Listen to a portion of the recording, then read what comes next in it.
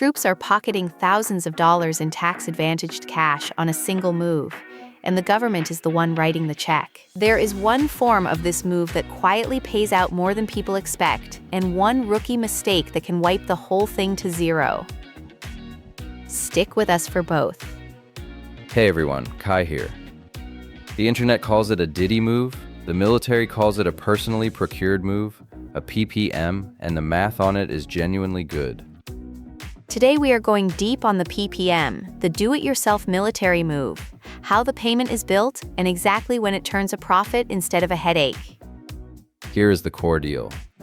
Instead of letting the government hire a contractor to move you, you move yourself, and they pay you what that contractor would have cost. They call that the government constructed cost. And the size of that check is not random. It runs off three things: your rank, the weight you actually move, and the distance between your old base and your new one. Get the transportation office to approve it before you load anything. I have seen people start hauling boxes on day one, no approval on file, and the whole claim gets bounced. But here's the part that makes it worth the sweat. Whatever you do not spend, you keep. Move it cheaper than the government's cost, and that gap lands in your pocket. Hi all, Nova here. And you are not floating the cost alone. You can draw in advance, up to 60% of the estimated payment, to cover the truck rental and the fuel before you ever start. Kai, run us through the whole process start to finish, because once you see the 5 steps laid out, the whole thing stops feeling intimidating. Step 1. Register your PPM and get approval in the system before you touch a box. Step 2. Weigh your vehicle empty and get that certified ticket. Step 3. Load every box and stick of furniture. Step 4. Weigh full and get that second ticket. Step 5. Submit your claim with the tickets and receipts, and the reimbursement comes back to you. So that is the machine. Nora has been sitting on the question everyone types the second they hear all this, so let me hand it to her. Yes, and it is the honest one. Is a PPM actually worth it, or do the costs eat the whole profit by the end? Great question, and we are answering it for real today. Coming up, the one piece of paper that decides whether you see a dime of that profit, the side-by-side on whether to even do this, and the honest math on a real move. No wait tickets, no money. That is the single sentence that decides whether your PPM pays out or pays nothing. And that is the part nobody warns you about, so slow it down for us. Why does the whole check live or die on a couple of slips of paper? Because your check is built entirely on the weight you moved, and the only proof of that weight is a pair of certified tickets. No tickets, no provable weight. You need 2 of them. An empty ticket, your vehicle with nothing in it, and a full ticket, the same vehicle loaded down with your household goods. But the sequence matters, because the difference between those 2 numbers is the entire payment. Weigh empty first, then load every box, then weigh full. And miss one ticket and the whole number vanishes. K is right to jump in there, that is the make or break. There is no estimating it later, no eyeballing it. A missing ticket has cost members thousands of dollars in a payment they had already earned. So before we walk the exact checklist, let me run you through what actually has to be printed on one of these tickets, because a blank scrap of paper will get rejected. A certified ticket carries 6 things, and the finance office checks for every one of them: your name, rank, and last 4, plus an empty or full marking. The vehicle and plate, with the date and time of the weigh-in, then the scale's own name and address, and a weighmaster's signature at the bottom. Miss that signature and the ticket is just a receipt for nothing. Easiest play is a certified truck stop scale, the kind long-haul drivers use. Pull in empty, weigh, get the printout, then come back full. And the cardinal rule: keep the originals, hand the office copies. The original is your evidence.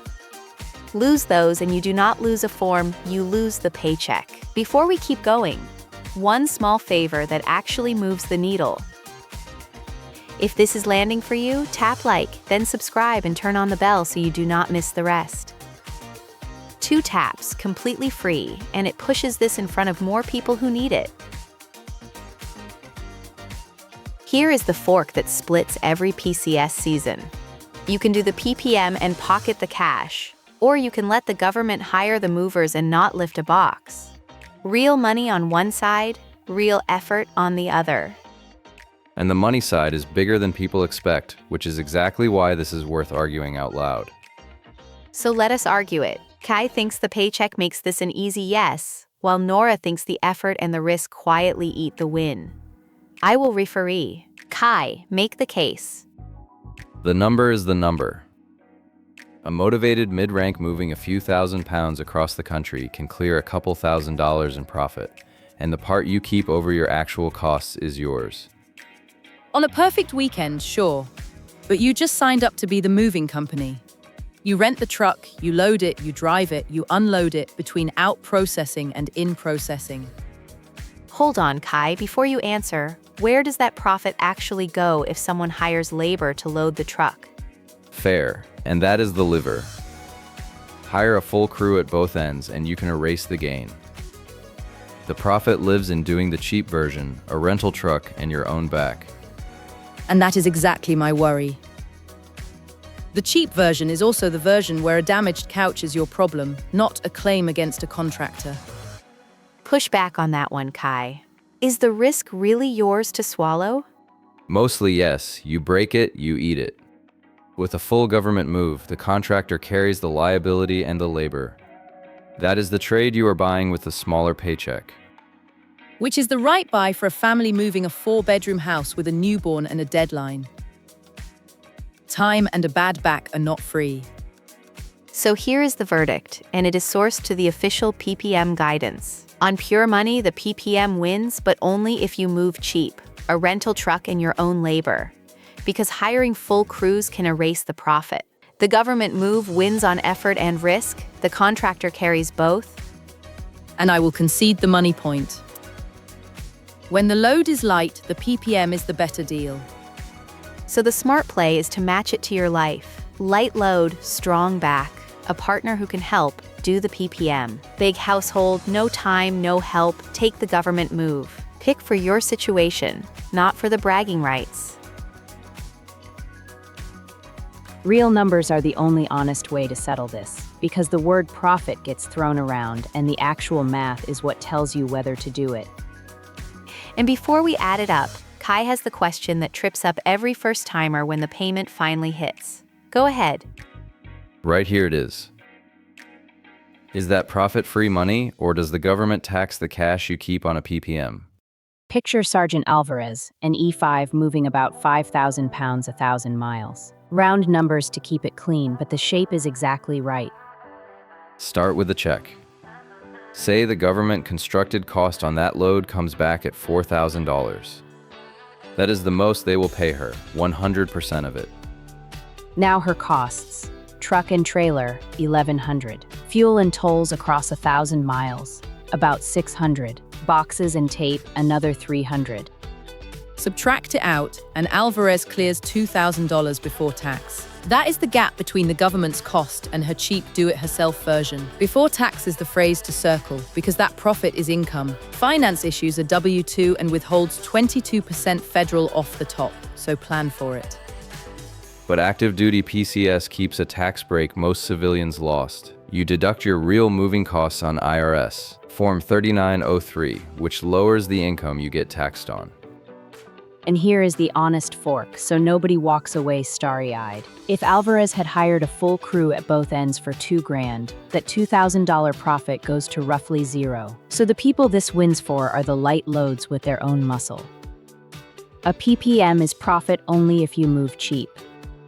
Let me lay the two paths side by side so you can see who each one really fits, because this is the choice that matters more than the math. The PPM pays out cash and you control the timeline, but you carry the labor and the risk on a damaged item.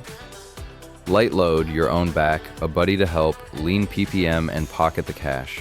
Big house, newborn, no time, lean government move and protect your sanity. Keep every original receipt to maximize the keep. The truck contract, the fuel slips, the box store run. Each one either proves a cost or shrinks your tax. If you remember one thing, remember this. The check is fixed at the government's cost, so your profit is just how cheaply you can beat it. Quick recap. A PPM pays you 100% of what the government would pay a mover, and whatever you do not spend, you keep. Move cheap and it is real money. Before your next set of orders even drops, you can already plan the cheap version. Price a rental truck, line up a buddy or two, and that profit is sitting there waiting. Send this to anyone you know with a PCS on the horizon. Next time, the one PCS allowance most troops never claim in full, the dislocation allowance, plus the per diem that shows up whether you move yourself or not. If this saved you a few hours of confusion, hit like and subscribe so we can keep building this military money series for you. Here is the one only you can answer. Would you sweat through a do-it-yourself move for the cash, or hand the boxes to the government and keep your weekend?